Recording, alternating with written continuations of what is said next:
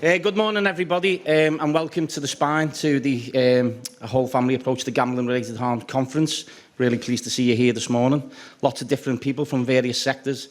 It's great to have everyone here today. I'm going to hand over to our clinical director in a moment, who's going to do an introduction to the conference. But just first, before we start, if we can just do some housekeeping. You've all came up that amazing lift as you made your way onto the top floor and this fantastic view. But if you need the toilets, if you imagine you've just come out the lift, the toilets are to the left and the right on this side of the building. There's also an accessible toilet there. There's no fire drill, but if the fire alarm goes off, that means we have to get out. So we're going to need to go down the stairs, and they're right next to the toilet doors. And when we get outside into the main entrance, just across the way, there's another building called the Kaplan. That's where we'll assemble. Okay, but no fire drill expected. Just a couple of things as well. We will be taking, you've probably seen there's some photography, there's some cameras. We kind of take it that everyone's okay and consenting that they may be part of the imagery that takes place today. But if you're not, please just let us know. And also, we've got Eddie, who's over on the far side, doing what we called a graphic. You'll have to help me out now. I called it illustrated minutes, but graphic recording. So Eddie is going to kind of capture the themes of the day, and throughout it'll merge into the kind of, the things that people have been discussing today. I don't think there's anything else. Just have a great conference. Please, Neil Platt.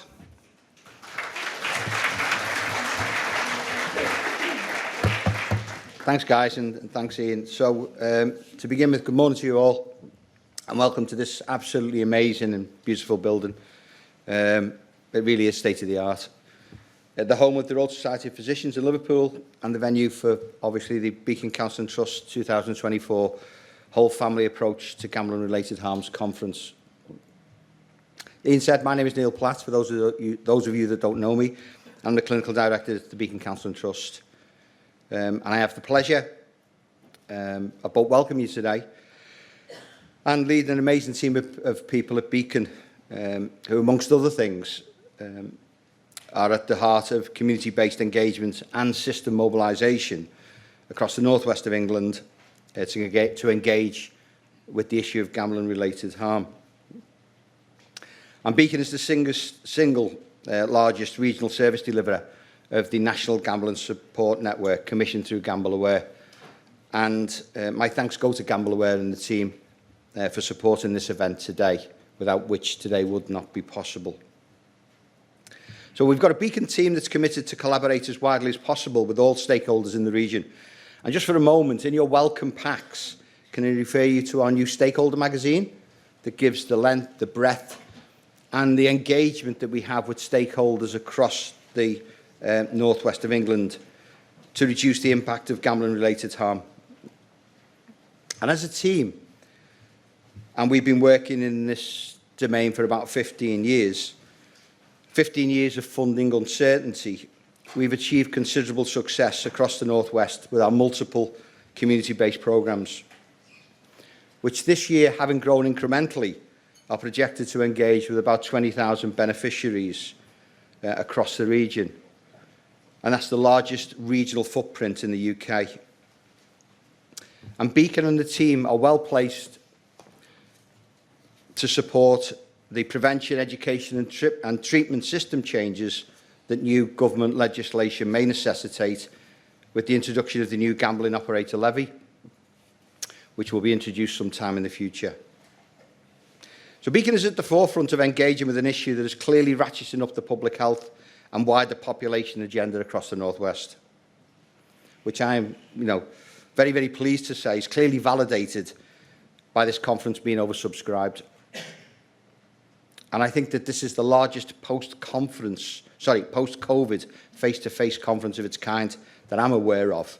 And again, it's great to see you all here today. So moving on to the theme of the conference. International evidence indicates that gambling harms of one individual can negatively affect between 3 and 10 people, dependent upon the severity of the problem. i.e. the lower the severity, the lower the numbers affected. And the vast majority of these affected are individuals that I would say are framed within the family unit. However, paradoxically, the family unit can be both a risk and protective factor for gambling-related harm in a number of ways. In particular, the issue of intergenerational transmission of gambling behaviour from parents to children.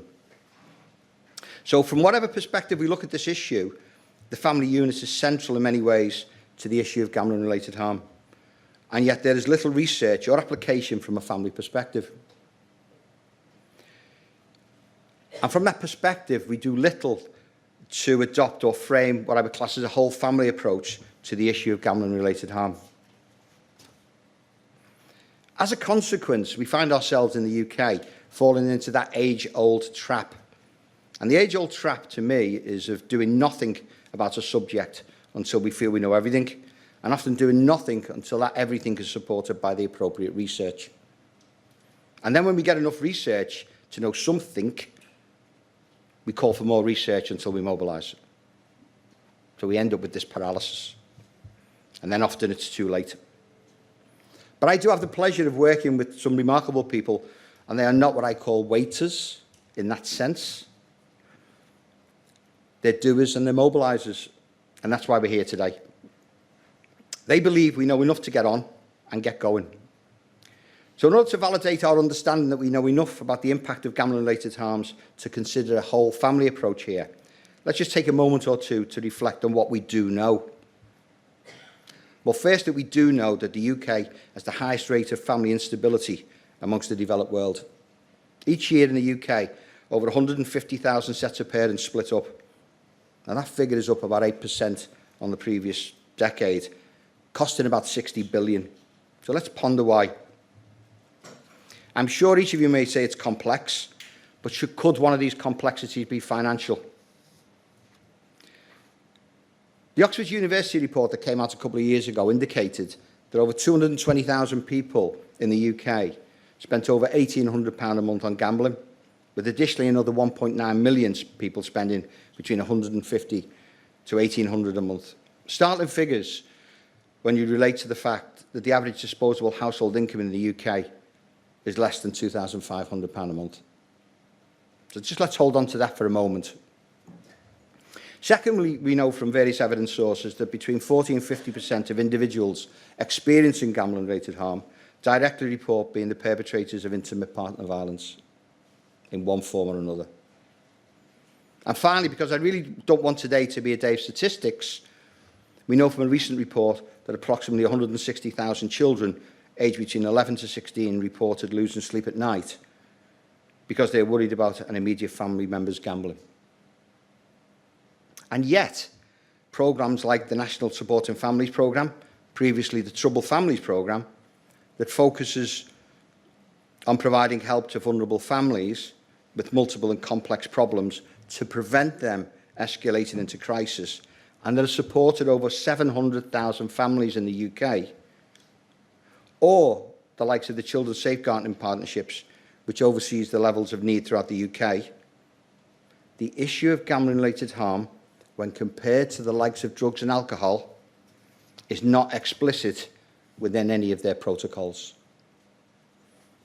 So, it's not screened for, or anywhere, or sits anywhere within the assessment. Or let's keep it simple, it doesn't sit anywhere within the conversation. Freedom of information request by leading charity Action for Children, I was reading the other day, submitted in 2022, revealed that there were at least 320,000 missed opportunities to provide early help services to children. And yet, within those 320,000 missed opportunities, the issue of gambling-related harm, again, was not screened for, or was in the awareness of so many practitioners. Never mind the millions of family interventions that take place every year within the multiple health and social care organisations and local support systems. Generally speaking, we're missing this issue by a mile. Not a criticism, it's a statement of fact. Local family systems are not, unless championed by a personality-led approach, and there are some amazing personalities in this room doing some amazing work, rather than a systemic protocol, do not support or engage with the issue of gambling-related harm. Some academics call gambling-related harm a family disease. So in a world full of disease modelling, Are we systematically ignoring this one and the adoption of a whole family approach? But I and my team do not want to emphasise system deficits today. We want to help. And we want to help you to help others. And to concurrently to reduce public service costs, a challenge nationwide. I think we're all fully aware of that, through missed opportunities for early and appropriate intervention to prevent harm escalation. So how do we do that? Well, it's at the heart of today's conference, and two questions which I hope you may be pondering, but maybe not. Firstly, what would the whole family approach look like? Important question. And secondly, would it be led by Beacon? So let me take the second question first, because that's the easier one. Would it be led by Beacon? The answer is a clear no from me. It needs to be led by you. Every person in this room, from every group or organisation that works with any and every touch point within the community. And back to the first question. What does a whole family system, what does a whole family approach look like? Well, a whole family approach is in reality a whole system approach, which provides those population-wide, adults and children, disadvantaged and diverse groups, with the education, awareness, the tools and the support to set, plan and achieve their goals together at every touch point that the wider system engages within their life journey, in this case relating to gambling-related harm. This is about Beacon being a free, I say again free, repository of information and skills, and with your assistance to allow us to work with you as experts to effect a knowledge and skills transfer for you as experts in your community, so that you are able to embed the issue of gambling-related harm at every touch point of your engagement within your system or community. When the whole system works together, this will enable the whole family to work together, to support each other's goals, aspirations, long-term change, and for stability and well-being to become a reality within the family unit. This is a mobilising local system strategy in action to take a whole family approach. Now, can I refer you again, but once again, to that stakeholder booklet and look at page 20, which refers to our local systems 10-point plan to help support that mobilisation. Can I ask you during the course of the day to peruse this plan and just reflect on one statement, which is this: don't let what you can't do interfere with what you can do to engage with the issue of gambling-related harm, because it's honestly the right thing to do for every organisation in this room. But don't take my word for it. Take the word of all of our contributors today, who also say it's the right thing to do, but most importantly, it's the right thing to do for those in need or at risk of potentially being in need. A whole family approach that is sensitive to population needs and engaging with the newly formed integrated care structures improves awareness of both the issue of gambling-related harm and the service and support available. It improves opportunity and access for early intervention and then treatment and support. And it also offers those in need, our service users, a point of influence and voice. Some affected groups, especially diverse and minority communities, may not have sufficient voice at local level, and by taking this approach, it will ensure these groups are given multiple opportunities to be heard. And finally, this approach helps build the connections to wider determinants, and there's a full brochure in your pack again regarding our wider determinants model. It helps reduce duplication and cost and enables clear pathways for referral and support mechanisms to be established. But also, and more importantly in this field, or concurrently important, provides an excellent foundation for a wide range of data collection touchpoints, which we're pretty poor at, generally speaking, all of which we'll be talking through today. So to bring my open engagement to an end, today's conference is loosely compartmentalised into two sections. Firstly, some brilliant contributions regarding landscape and information knowledge transfer. And then some, I stress again, free mobilisation and opportunity interventions to engage with from Beacon. Simply put, it's about what's happening as we see it and what we can do about it. Now, today's populated with the most amazing speakers, clinicians, academics, educators, and most of all, those with lived experience who will travel from all over the country to be here. And I'm so grateful for their energy, their wisdom, expertise, and most of all, their unselfish and sharing contributions to today. Once again, it's great to see you here. I hope you have the most informative, interesting, and enjoyable conference. Have a good day.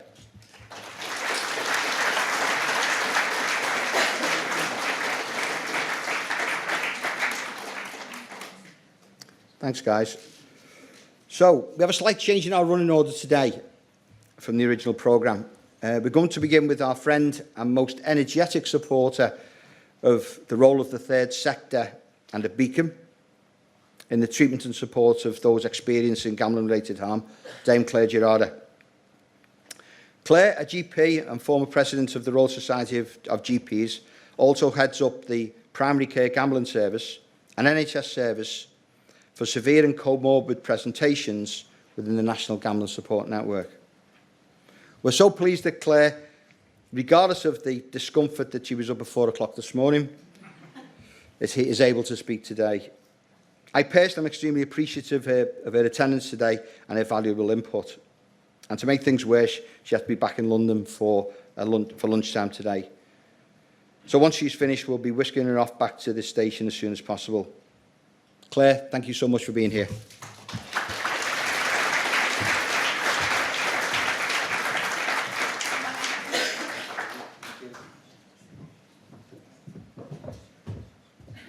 I asked if I was allowed to kiss him. He said yes. You have to ask nowadays, you see, because you can't take it for granted. Well, it's wonderful being here, and I wouldn't have missed this conference for anything, which is why I did get up at 4 this morning to come here. And I just want to tell you a little bit about my journey. So I started off many moons ago getting involved in drugs, heroin. Not personally, but caring for those who had problems related to heroin. And this was back in the late 1980s, early 1990s, when those of you who are old enough can remember that the HIV crisis was moving from men who had sex with men into intravenous drug users. Now, I led at that time a whole programme to try and engage GPs to manage and to care for these patients who were dying. And I couldn't have done that. I genuinely could not have done that unless I'd worked with the third sector. Sectors such as Methadone Alliance, who were people who were made up of people who had lived experience or affected others. Through them, we ran a training programme, an engagement programme for GPs, and a whole raft of events. And I learnt the power of the third sector. And I also learnt the power of involving people like you. And this is now what we do with the primary care gambling service, of which Sharon, Emma, and Annabelle are here.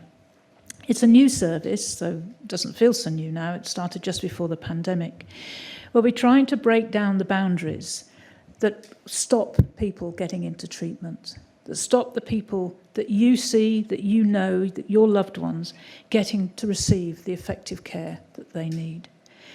Through Beacon's help and through many other third sectors, we've managed now to reaching around about 1,000 people per year, and that includes affected others. We have no very, very few gates to our service. Basically, if somebody's an inpatient in a hospital, we might not be able to take them for treatment.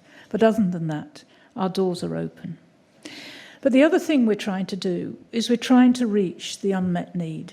We're trying to use the power of my profession, of GPs, and I know we're struggling at the moment, but you heard Neil's talk about all those times when people interact with those who might be having problems related to gambling, but don't ask, don't even know to ask. And though I'm trained in addiction, and I'm a psychiatrist as well as a GP, and I did specialist training in addiction, I never learnt anything about gambling, I promise you. So what we're trying to do is to spread the knowledge to my profession, who see around about 1.2 million people per day. And we're doing that through webinars, through training programs, through competency frameworks, and also, and Neil knows this, by putting a screening question on a digital consultation tool, so that we can hope to get people early enough that we can intervene before their lives are wrecked. Very recently, in fact yesterday, Gamble Aware, who we are funded through and I have great admiration for, published new research, and I don't know whether any of you have had time to read it. It's actually a brilliant piece of work, and it sets a prevalence rate, and it's the first prevalence rate that I've seen for a long time, because if you look at the literature, the prevalence varies from about 0.9 to about 17%, so that's nonsense to have a 34 times increase variability. And they've looked at the prevalence and they found it to be just under 10%. In other words, just under 10% of people out there have a problem related to gambling. And it isn't randomly distributed in the population, and you know that. It's much more likely to affect the young. It's much more likely to affect those from deprived communities, so probably out there it's much more than 10%. And it's much more likely to affect those from ethnic minority groups. It's hidden, and you know it's hidden. And the only way that we can make it less hidden is by, as Neil said, your help. Gamble Aware have also changed, or are asking for a change in how we send messages out. No longer around safer gambling, which has always, to my mind, felt a nonsense. How can you safer gamble if you've got serious problems with gambling? And their three messages are that gambling comes at a cost, which we know. Many of you in this room have borne that cost. Gambling can be addictive, which of course is barn door obvious to you, but not barn door obvious to people like my children or their friends. And gambling can grip anyone. Again, not so obvious to people in the larger community who think it's always the other person that has the problem. So I'm going to go away and to change my messaging, and I hope that you today will start to think of the messaging that you will change. I know that Beacon should be leading the family approach to gambling-related harms. Neil mentioned that it can only be done with your help, and I firmly believe that. We've a long way to go. Those of you that know what's going on know that there's a lot of turmoil in the system, a lot of divisions in the system. But you have my word that I will do everything in my power to try and improve the lives of those with gambling-related harm, and to try and improve how we can get these people, all of them, into treatment so that their lives are not ruined forever. I really hope you have a good day. I'm sure you will. And I hope you get to network with each other and that we can all meet again next year. So thank you very much.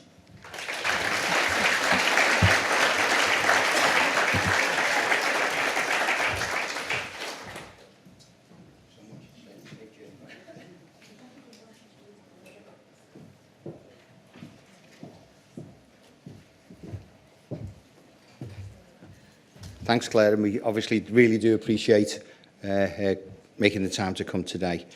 So back on with our agenda, and we're going to move on to a video now from the Police and Crime Commissioner at Liverpool, who can't make it today, and she's graciously agreed to do a welcome video for the conference. Beacon has developed a really, really strong relationship with Merseyside Police, the Police and Crime Commissioner's Office, and all of the I suppose ancillary support departments contained within. And that relationship continues to grow. And mentioned in the video is our work with the Violence Reduction Partnership. And on that basis, I'd really like to thank Andrew Bennett and his team for the work that they've done in terms of the dissemination of the issue of gambling-related harm and the support for those affected by gambling-related harm. And again, that relationship continues to grow. So, Emily Spurrell, thank you. Good morning everyone. I'm so sorry that I can't be with you in person today, but I'm delighted to be able to open this very important conference, exploring issues around the harms associated with excessive gambling, the impacts it can have on our loved ones and how we can all work together to share best practice and help reduce stigmatisation. While many people are able to enjoy gambling safely, we know that for some it can be highly addictive and dangerous. We know that debt can spiral. Coupled with a cost of living crisis, we know that can have a serious effect on people's mental health, their relationships, and in some cases can be a pathway to somebody wrongly turning to crime as an answer to their problems.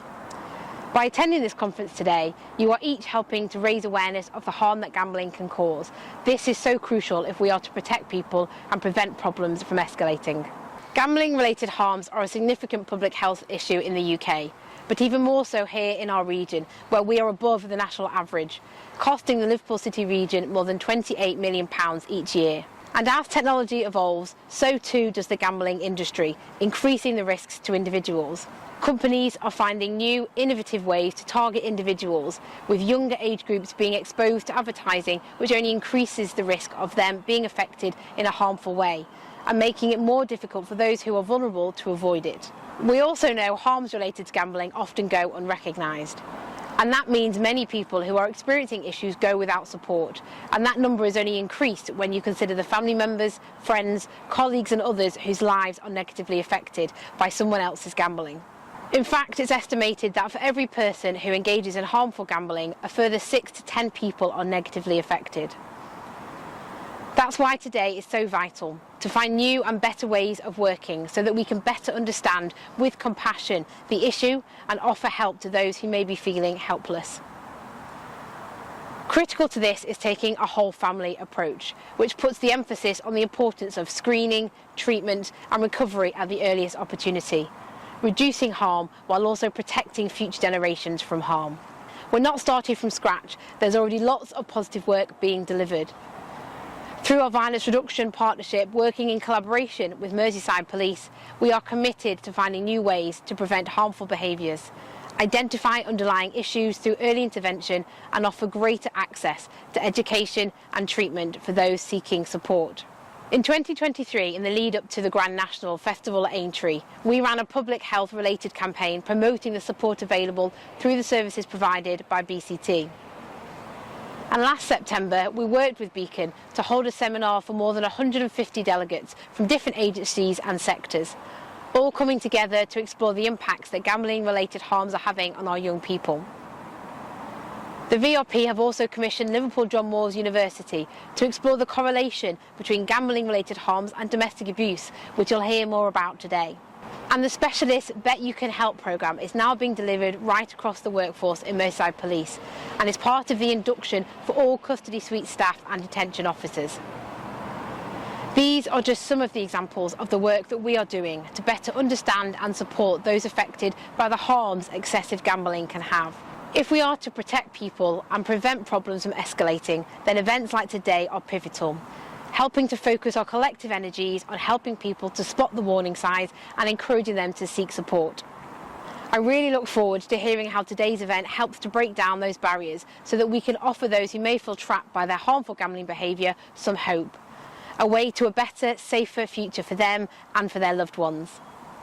Thank you for giving me your time here today, and I wish you all a very productive conference.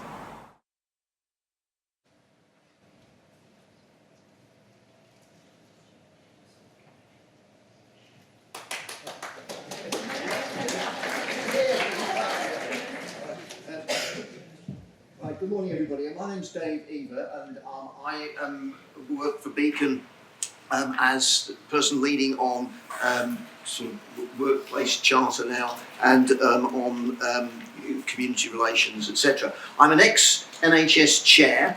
I chaired several NHS trusts during that period, during my time there. And one of the things that came to see was that this was an area that was not being dealt with properly. And the trust that I was chair of up in Lancashire and South Cumbria Foundation Trust, is one of the only NHS trusts that have actually signed the Workplace Charter.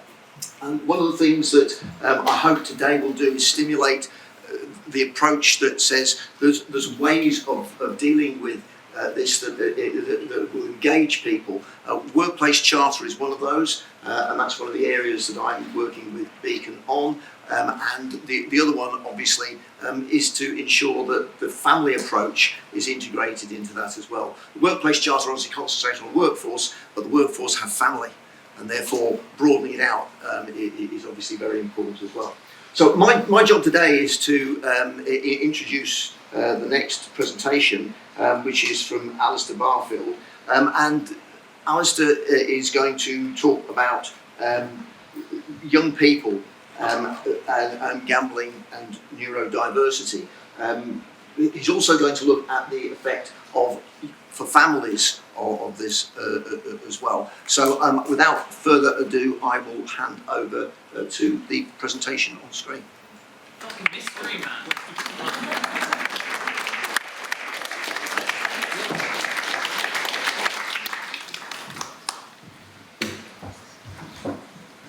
I know what you're all thinking, and yes, I did break my foot. It wasn't in a romantic way or dramatic way. I just dropped a fridge on it. So somehow I've tricked Beacon Counselling Trust into letting me speak for 15 minutes, which is good. Oh, they adjust. Hey, that's good. For the next 15 minutes. So who am I? This is a much thinner version of me.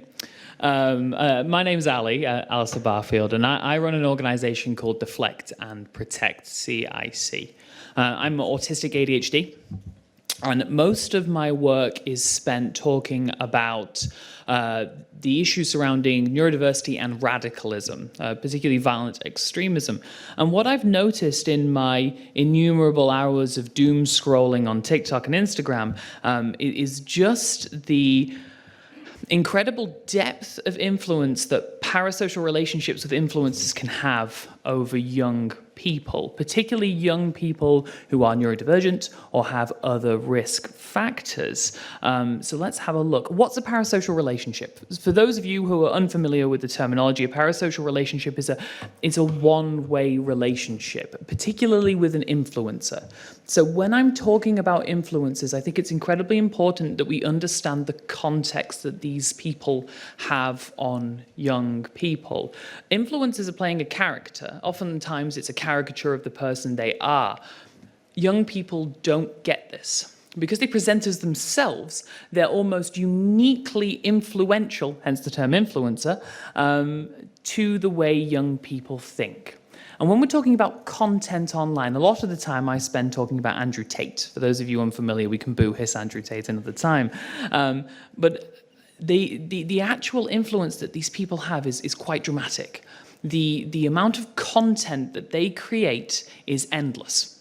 They can talk for hours and hours and hours a day and do live streams a day. And in my research looking at violent extremism and particularly misogynistic hate crime in the autistic community, I have found a tremendous amount of gambling content online specifically aimed at young people. And when I'm talking young people, I mean people under the age of 18. Now, we're familiar with things like loot boxes, I assume. I'm not here to talk about that. For those of you unfamiliar with the video game space, loot boxes are being phased out almost entirely. I'm here to talk about traditional forms of gambling that are being gamified and presented by influencers to specifically target young people. I love the fact that there's people nodding in the crowd, because this is incredibly niche, but we're all relatively familiar with this. So it's a one-way relationship, a parasocial relationship. But to some young people, particularly influential young people or neurodivergent young people, vulnerable young people, it can feel more than that. It can feel like having a friend. And particularly when we're looking at the neurodivergent community, we need to look at how that can affect them. Because we do, as an autistic man myself, we do have a lack of community. All our communications are made online. So here's a clip. Let's see if it'll play. This is the 1 million bonus I won in this game. This might sound crazy to you, but it's totally legit. Pick up your phone now, download the game, and get $800. Mr. Beast will play the Solts game with you. Just click this video link to download. We don't need to watch the whole clip. For those of you unfamiliar, that's Mr. Beast. Mr. Beast is by far and away the most popular influencer for children under the age of 12. He's particularly big with kids. And when I mean big, I mean he makes Michael Jackson look unimportant. That's how large this man is. It's really hard to put it into context for those of you who are unfamiliar with how important these parasocial relationships are and how big these influencers are, just how large the influence they have is. So this is an AI-generated video. Mr. Beast would never advertise gambling content. He's incredibly lovely. That's the honest truth. I often say in my training, the two most influential people for our young people in the UK currently are Mr. Beast and Andrew Tate, and we're very lucky one of them is nice, because the other one is not. So this is AI generated, yeah? But if you're a young person, this advert is specifically targeting you, somebody under the age of 12, to gamble. Let's look at it one more time. This is for an app. This is the 1 million bonus I won in this game. This might sound crazy to you, but it's totally legit. Pick up your phone now, download the game, and get $800. Mr. Beast will play the Solts game with you. Just click this video link to download. Casino Jackpot Slots is a 100% free social slots game. You will hit big jackpots in just 10 spins, and the payouts are extremely high. Download now and get an $800 bonus. Keep playing. Completely unregulated. Yeah? And the truth is that that's one of 14 separate adverts I've found on my dummy TikTok and Instagram accounts. 14 in the last 6 weeks alone. Okay? This is XQC. For those of you unfamiliar, XQC he was the most followed person on Twitch, the live streaming platform. He's somewhere in the top 5 now. Now, XQC typifies something that I call the stakification of live streaming. And what we've seen happen, I made that up, trademark. And what we've seen happen is that people who have addicted tendencies towards video games. So a lot of the time we're looking at influencers who are neurodivergent themselves. If you're familiar with the concept of double empathy theory, it posits that autistic people have no issue with communication if we're talking to another autistic person. If you ever put two autistic children in a playground together, they will find each other. We have a sort of sixth sense. Sometimes it's obvious, you can spot an autistic person because we're toe walking into a CEX. Sometimes it's a little bit more nuanced, but that influence that we have over one another is really interesting. So XQC used to play World of Warcraft for 14 hours a day. That's what he would do on live stream. Perfectly good video game. It's online. Great game. Very few microtransactions. And what's happened is a company called Stake.com appeared. For those of you unfamiliar, there you go, there's Stake.com. With Drizzy. Stake.com, for those of you unfamiliar, is an online gambling casino from Curacao. I'll talk about them in a second. And what they've done is they've gone to live streamers and they've given them incredibly lucrative contracts. We are talking $1 million a month to gamble on stream with their money. Now, for context, this is the lifetime wages of XQC on Stake.com. That's $1.5 billion with a B. Okay? If we know anything about the way that aspirational content works for young people, Mr. Beast isn't the most popular person for young people because he's funny, he is, but he's the most popular person because he does $1 million challenge or win $10,000. That sort of capitalistic expression of money equals happiness is something that I see a lot in a lot of my content. So what happened? This is Stake.com. Stake.com is an online cryptocurrency casino based in Australia, operating with a license from Curacao. Now, I don't know about you, but I couldn't point to Curacao on a map before I discovered this. It's near the Bahamas. I'm still not 100% on it. It has a population that's smaller than my hometown of Grimsby. And now the question is, how many people work in the gambling regulatory agency of Curacao? 1. Yeah? Okay, it gets worse, I'm afraid. It's an online cryptocurrency casino. So for those of you unfamiliar, this means gambling with Ethereum. I know there's a Bitcoin logo there, but it's not Bitcoin. I have to be pedantic about it. It means gambling with an online form of currency that isn't tracked, essentially. Well, it's tracked, but it's not really monitored. It's all anonymous, and anyone online can use a VPN and a wallet to easily get Bitcoin. Okay? We saw the NFTs balloon up a couple years ago, and for anyone who was working in a school like I was at the time, I would have an autistic kid that would spend every hour of every day looking at NFT stocks. That's how influential this is on our young people. Unfortunately, Stake.com is incredibly influential now. And so what they did is they got notable figures and streamers and gave them free money to gamble. Okay? And we're looking at an incredibly heavy presence. And what happened is Twitch.tv, which is the world's largest live streaming platform, in late 2022 banned gambling. Okay? Didn't matter. Stake.com made their own version of Twitch called Kick. Kick is now the fastest growing website in the world for interactions because of the revenue split and because of advertising, a number of factors. And then what they did is they legitimized themselves by sponsoring Everton. Is anyone here a Blue fan?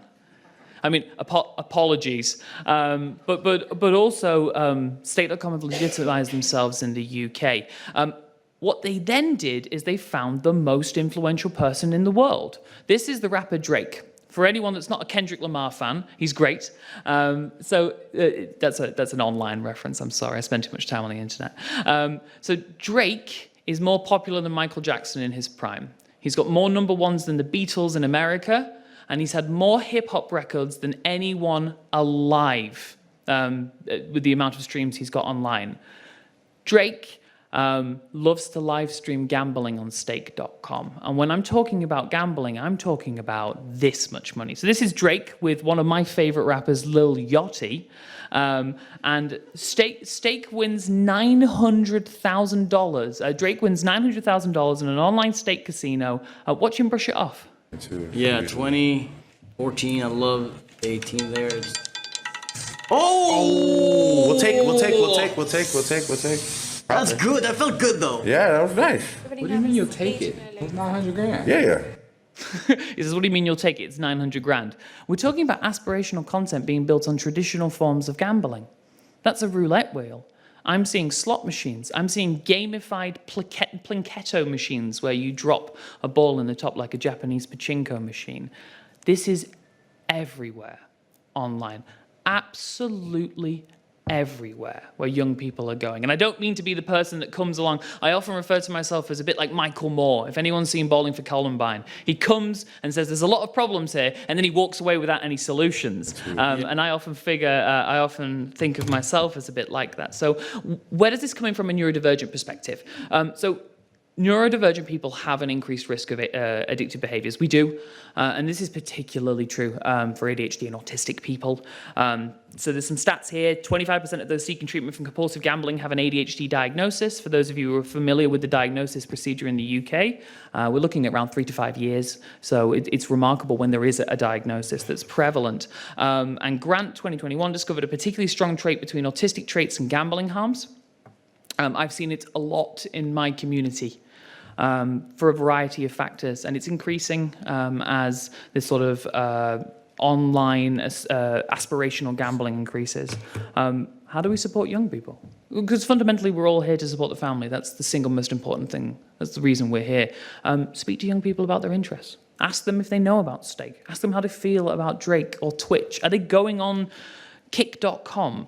Explain that influencers are characters that real people portray. This is the single most influential point. If there's anything you take away from me info dumping for the last 15 minutes to you, it's that influencers are not the people they portray themselves to be online. They couldn't possibly be. It would be impossible. Nobody can keep up. Nobody can be that sort of the way that they are. Thanks, guys. If anybody has any questions, there's my email address. I will be hobbling around on a crutch. Be careful with your fridges.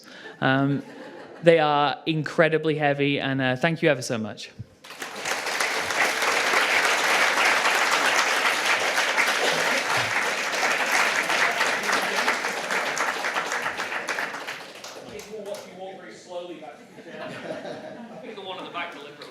Thanks, Alistair. Thank you very much indeed. Very much. Going to move straight on. We're not taking an opportunity for questions. Alistair's obviously left you an email address there, and the slides will be circulated afterwards so that you'll get them. Mustn't get that wrong, must I? David Best. He's the first professor of addiction recovery at Leeds, and he's at Leeds Trinity University, and he's director of the Centre for Addiction Recovery Research. David's been supporting Beacon Counselling, to develop their gambling-related harms approach model for some time, and the topic of his presentation will be recovery capital and inclusive recovery.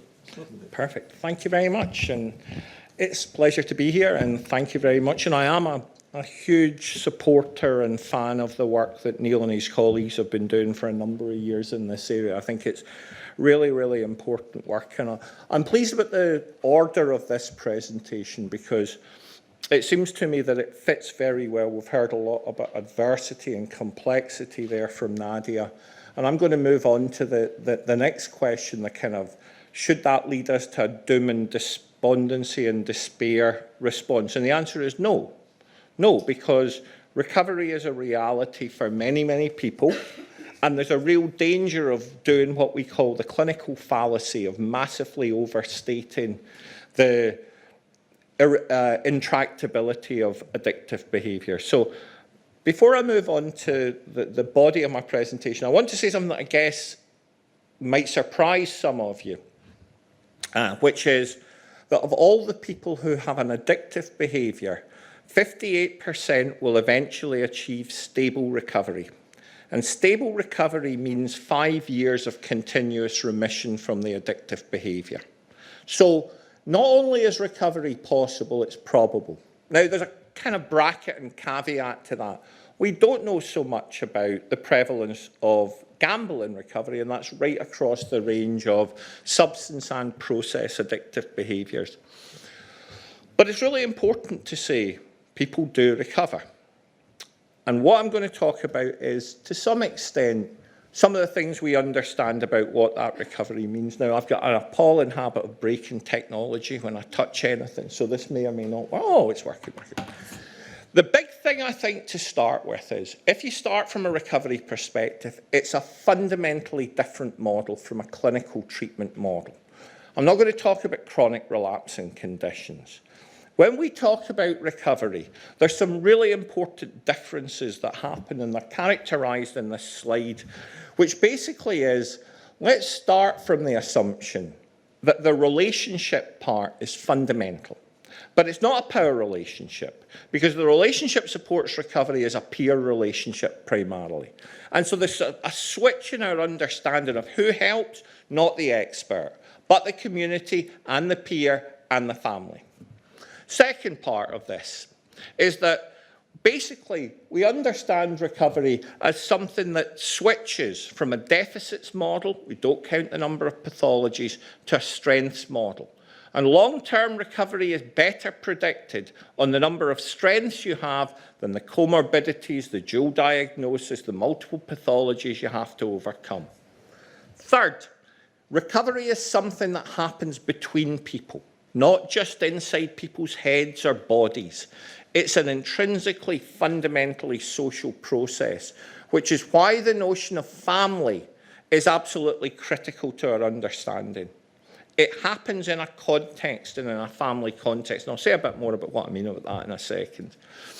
Fourthly, it's something where the peer plays a huge part in it. People learn how to recover. Fundamentally and most commonly, we talk about the social contagion of recovery as something that transmits from one person in recovery to another. That it's a model about visibility, attractiveness. Fundamentally, and it's not especially scientific, I recover through saying, I want what you've got, and I'll do what you do to have what you have. It's a fundamentally peer-driven form of social contagion. And that creates a problem. For a science point of view, for researchers like myself, and I have to say as well, I should have started with this. Over the course of my career, I've collected just about 4,000 recovery stories in Scotland, England, Wales, Canada, America, Australia, and New Zealand. And recovery is fundamentally a process that's unique to place. So an individual's recovery is embedded within their family and embedded within their community. And when I talk about 58% in the likelihood, the overall rate of recovery, two things to say about that. One, we can predict that based on what resources people have. And two, we can base that partly on where they are. So every institution an individual is embedded in, a family, an employer, a community, they all create the conditions that increase or decrease the likelihood of change. So if you want to change, to support change, It's not something that's purely about medicines or talking therapies. It's a much broader process. But it makes replicability difficult. If I designed the perfect alcohol detox ward, it wouldn't matter whether it was in Liverpool, Glasgow, Melbourne, or New York. It'd be the same. That doesn't work with recovery, because recovery is uniquely embedded in the circumstances, the resources that are available in your community, the access to recovery supports and resources. And that applies just as much to the family as it does to the individual. The other thing is that when recovery happens, it's generative. And this quote comes from my kind of academic mentor, John Braithwaite from the Australian National University. We need to think of things differently. It's generative. Social capital, human capital, recovery capital and restorative capital aren't like financial capital in that they're not depleted through use. When you spend your money from the bank, you deplete your capital. When you trust someone, you do not deplete trust. Trust tends to be reciprocated, and this engenders virtuous circles of trust building. A politics of hope is likewise redemptive. As we face adversity, it's infectious. Now, the word we use in the recovery community is contagious, not infectious. It spreads from the individual to the family to the community and back. It's a dynamic relationship where a person's journey of recovery, which we estimate typically takes around 5 years, is a process of dynamic change embedded in multiple institutions. So what do we mean by recovery capital? Recovery capital is basically the breadth and depth of internal and external resources that can be drawn upon to initiate and sustain recovery from addictive behaviours. As I mentioned, stable recovery is best predicted on the basis of assets, not pathologies. Now, the hypothesis for today is basically, what does that mean from a family perspective? What is recovery from a family perspective? And we would define that as being addictive behaviour is a trauma that happens to families. And the family recovery is therefore post-traumatic growth in that family following the adversity of addictive behaviours. But one of the things we know from both addiction recovery and from post-traumatic growth is it is not about going back to where you were to start with. It is about being better than well. The journey to recovery is not a journey to the starting point, because that's what started you in your addictive journey. It is about familial growth, familial change, and that tends to involve 3 core elements. Changing your relationship and the family's relationship to the behaviour, global health and well-being, and active citizenship and participation in communities. We keep it by giving it away. Recovery is maintained by supporting the recovery and behaviours of others. And we do this increasingly, in how we understand this is not just at a personal level, but at a community level. And I'm just going to say a bit about, I don't normally use props, but I brought a couple of props with me today. So I'm going to say a little bit about how recovery tends to manifest itself. It manifests itself in a range of giving back activities. And I've brought with me a bar of soap, hopefully not because I need a wash, but this is a bar of soap that's soap with hope. So in Leeds, there is a community interest company which has the best name for any recovery organisation ever. So it's a soap-making organisation, and it's called Getting Clean. Now, you cannot come up with a better name for a recovery organisation than that. And one of the things that we have that we started using with families is recovery capital is a mechanism for starting to measure what resources individuals and now increasingly families have to support their recovery journey. And we have developed measurement tools called the RECCAP and the Assessment of Recovery Capital to measure this. We can now do this in a kind of gamified form through playing cards, and we have sets of playing cards that measure recovery capital, of which I have an example here if anyone wants to see them. So, individuals go through a process, and the average length of an addiction career is estimated to be around 27 to 28 years. The idea typically is first engagement with any form of addictive behaviour, somewhere between 10 and the early teenage years. First identification, self-identification of a problem, late teens to 20. First help seeking, mid to late 20s, typically 8 years and 4 to 5 episodes inside specialist care, followed by a 5-year recovery journey. For those of you who are astute enough to pick this up, that's for people who survive that long. Sadly, there are people who drop off. We know the family journey typically happens later, but it happens embedded in systems, and the recovery capital percentages depend fundamentally on your family, your social network, and your access to resources and community. The same applies to the family's recovery journey. It's their capacity to access resources. And we now have an international initiative called Inclusive Recovery Cities, which is about, at a city level, how do we create the conditions that generates what we call recovery-oriented systems of care plus. And it's predicated on the notion that for the individual or for the family, recovery is a process of embedding meaningful positive activities. There are 3 fundamental premises to how and why people recover. We can frame it in 2 ways: jobs, friends and houses, or somewhere to live, someone to love, something to do. And stigma closes those doors. And stigma is not just experienced by the addict, it's experienced by the family. The whole idea of an inclusive recovery city, and we now have 29 inclusive recovery cities across 8 European countries, is that we create the conditions that change the likelihood of recovery happening. This is Middlesbrough, which was where we had the launch of our Inclusive Recovery Cities event. I'm conscious I'm running out of time, so I'm just going to give you some quick examples. The idea of this is that you identify, access and mobilise community resources, that family members can act as key catalysts for community engagement and effective destigmatisation. I am very pleased that for once many of my slides are just pictures of what no graphs, no charts, none of that business. Visible recovery looks like. It's about creating the conditions that do 2 things. Create pathways to hope, because the other core acronym for the recovery model is CHIME, and I think Lauren is going to talk a bit more about that if I haven't vandalised the microphones by the time she gets up here. And the model here is very much about create visibility, have public events and activities that challenge stigma and increase the pathways to recovery supports and recovery resources. This was our launch at the Riverside Stadium in Middlesbrough. And just to give you an idea of some of the places where this is happening, so Dublin is one of our inclusive recovery cities. And as well as the soap, I want to tell you about another wonderful social enterprise. So this is Beckley in West Virginia. And in Beckley in West Virginia, there are a series of recovery residences called Seed Sower.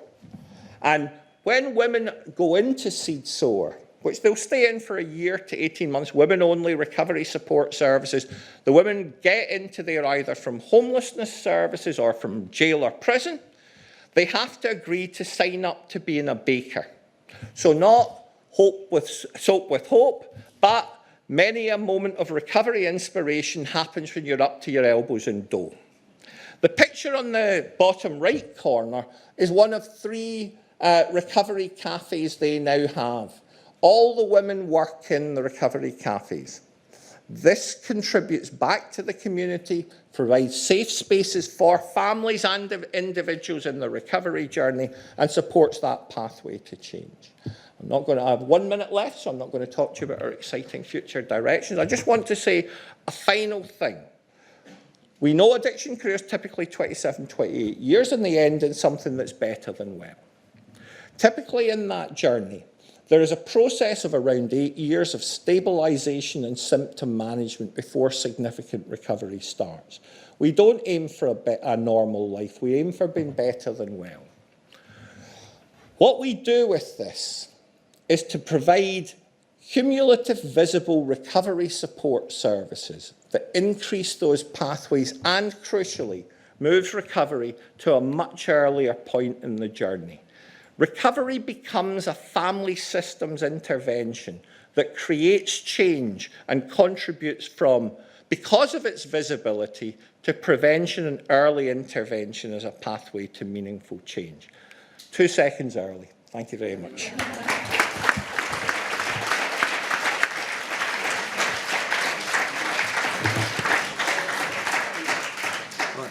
Thank you, David. And again, when you get the slides, David's email address is on there for any questions that you have.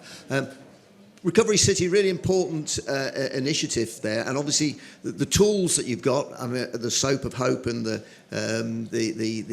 cards, etc. I'm sure David will let you have a look at later on. The other thing is obviously that the Recovery City approach fits with the sort of thing that Beacon has been, through its stakeholder group, promoting in the Northwest. So the whole 10-point plan, which is about developing systems that place can fit with the Recovery City approach, and also the workplace charter, because one of the most important things is that if workplaces are supporting staff and their families in the recovery journey, that gives them a level of protection, a level of support, that can make sure that they contributes to their safe journey through the process.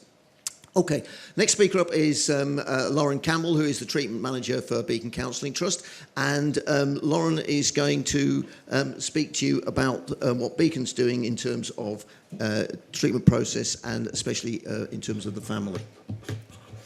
Hi guys, good to see everyone here today. So, like Dave said, I'm going to be talking about, from Beacon's perspective, from a treatment and support perspective, especially why us adopting this whole families approach to the support that we offer people is so important.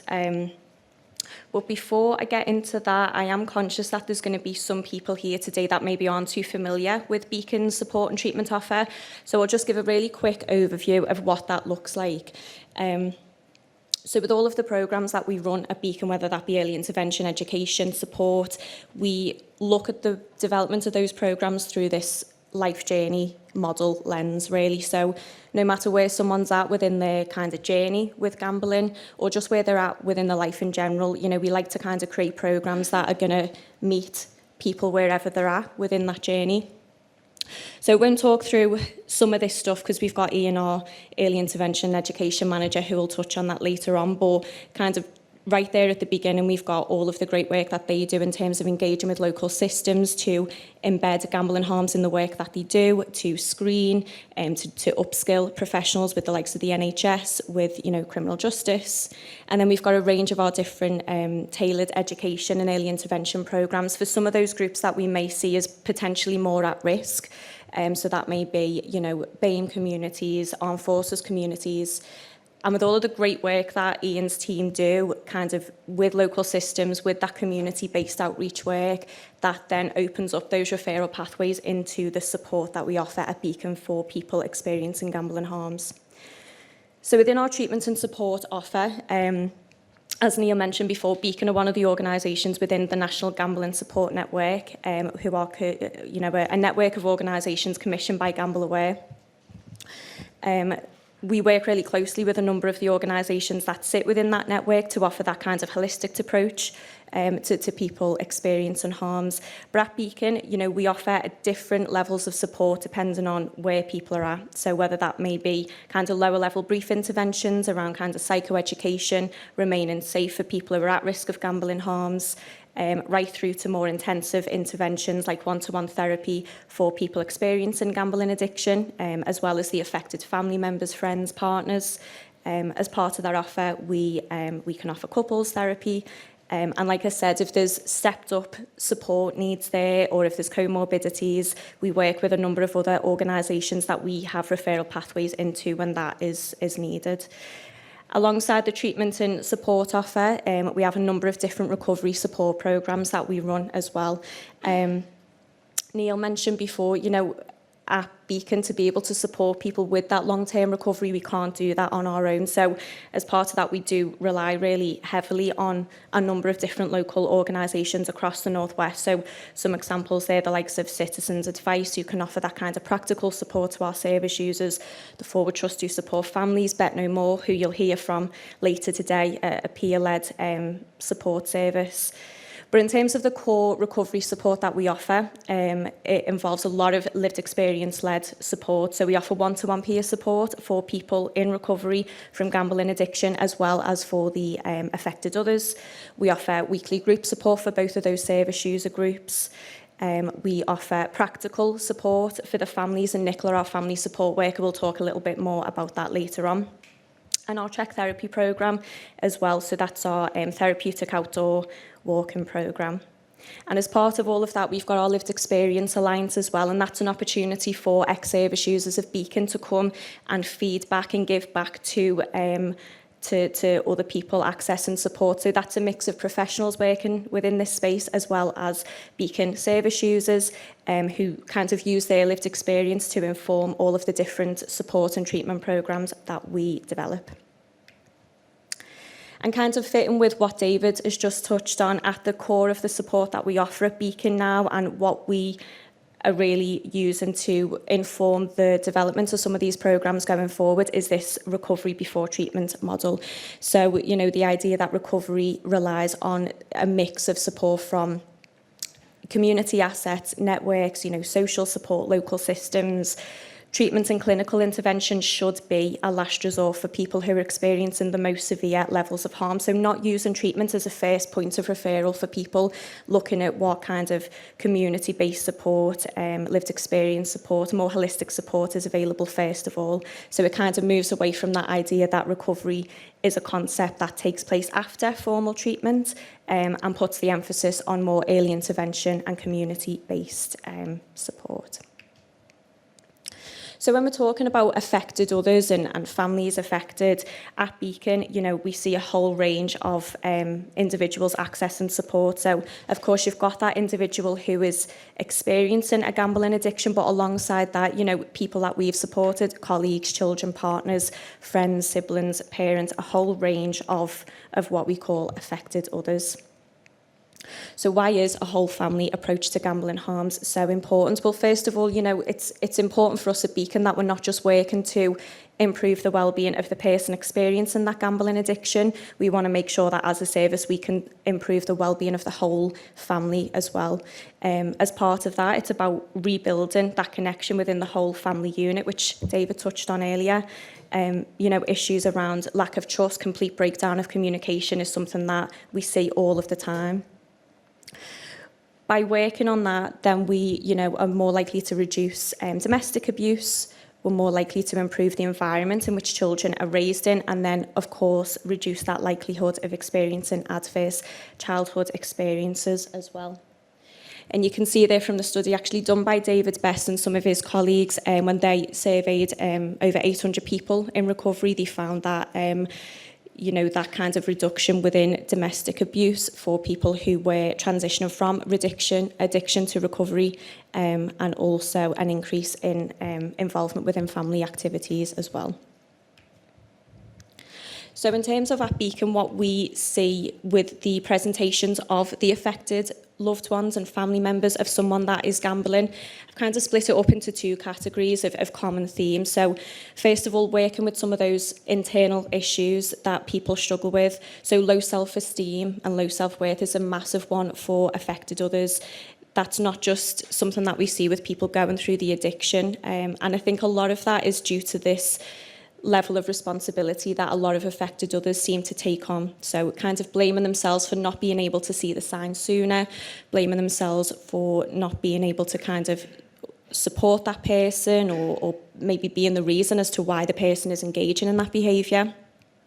So you can imagine, you know, going through that internally, then you're dealing with a lot of your own kind of self-blame, guilt, a lot of shame, feeling that you are stigmatised from outsiders. And of course, going through all of that is going to just increase those feelings of anxiety and depression. And then we've got some of the more external, or some of the more, I guess, practical issues that can come about as a result of gambling. Obviously, financial issues, relationship difficulties, legal issues, you know, disruption to work and school life, domestic abuse. And obviously going through all of those external factors is just going to exacerbate a lot of those internal struggles that we see affected others going through as well.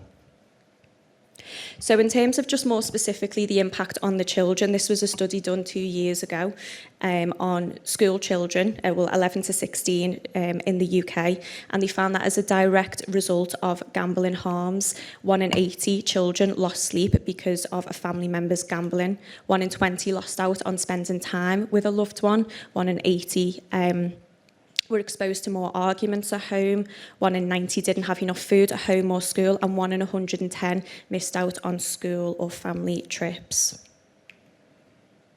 So obviously, you know, the impact on children we can see is massive, and if that exposure to gambling harms within the household is significant or it's prolonged, we know that there are real links there between gambling harms and adverse childhood experiences. So I won't go into that too much because Nadia done a great job of talking about the links with all of this earlier.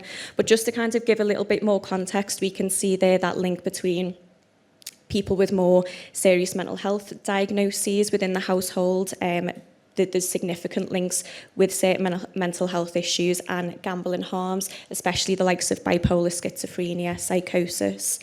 Emotional abuse and neglect is going to be more likely when gambling harms is there within the household. And that neglect of meeting basic needs, emotional neglect of being distracted by gambling online on the phone, and that is something that we do hear about quite regularly at Beacon.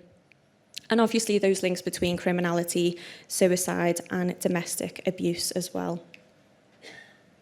And again, I won't touch on this too much because Nadia, again, you know, touched on the links between, it's not just looking at how gambling harms can increase the likelihood of ACEs, but how, you know, experiencing ACEs puts those children at a much higher increase of developing gambling addiction later in life. And there's some statistics there to support that as well.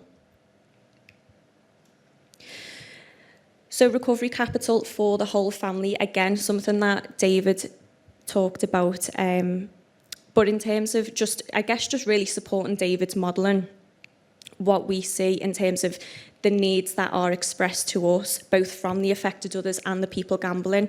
We mentioned that those issues around their identity and self-esteem, that's a massive one that people recognise they need to work on. You know, building those coping mechanisms to deal with the aftermath and build an emotional resilience. But also just as important for the affected others, we find, as for the person that is gambling, is them feeling like they've got a sense of purpose and meaning in life to be able to move forward from the trauma of living within that family unit whilst gambling addiction was harming someone. The practical support obviously is a massive one. And also for the affected others, for them to build their own support network. They often feel very isolated. They don't normally talk to other people about their loved ones gambling because they want to protect them. So they're very isolated too. So for them to be able to have their own social support network is just as important as the person going through the addiction.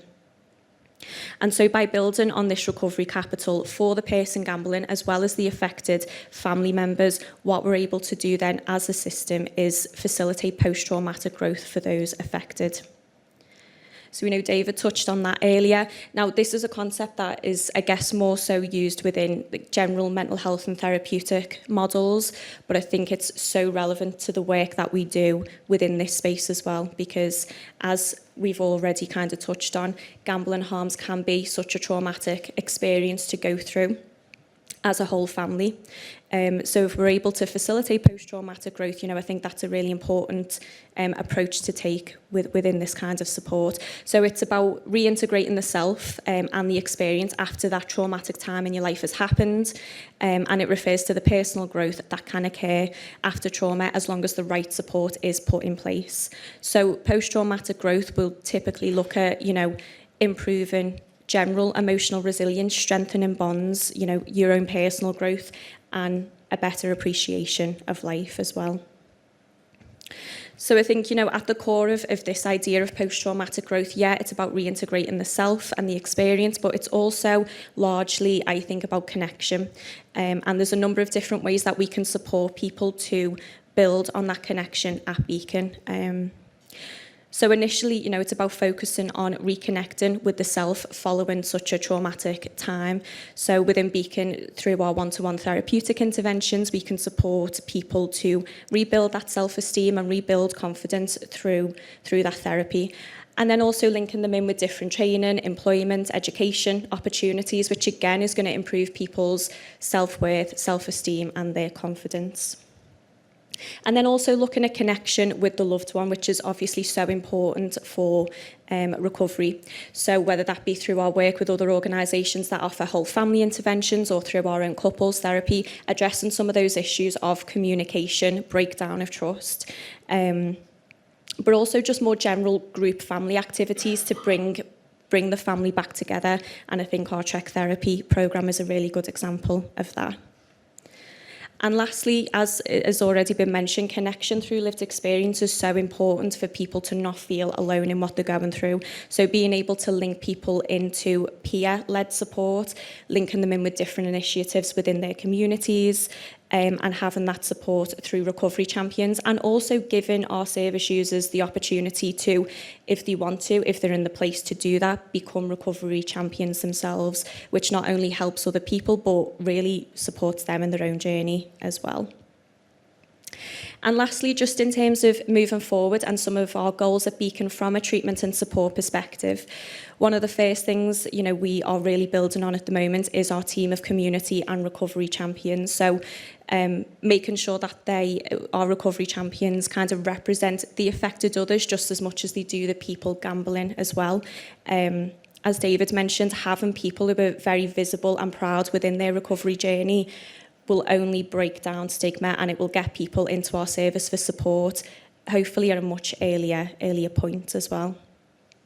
We want to continue to work with other organisations across our region to provide more whole family interventions, working to incorporate more strengths-based assessments within our recovery support. So being able to build on that recovery capital in a very person-centred way and making sure that they are very much tailored for the affected other as well as the individual that was gambling. Keep working on our stakeholder engagement, especially with, you know, local systems embedding gambling harms screening and having clear referral pathways into services like Beacon for people experiencing harms. And I think it's really important that we keep working to support organisations to be able to identify the affected family members, not just the individual gambling. And lastly, you know, working to provide that psychoeducation to any adult engaging within our service, to make them more aware of the risks of gambling exposure to young people, as has already been spoken about today. And by doing that, we can really ensure that prevention for the next generation approach. So that's all from me. Thanks for listening.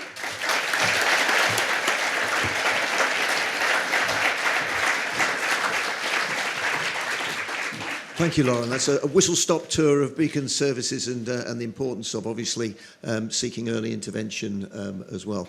One of the things I'd just like to sort of say about lived experience is what people may not realise is that it's a relatively new thing.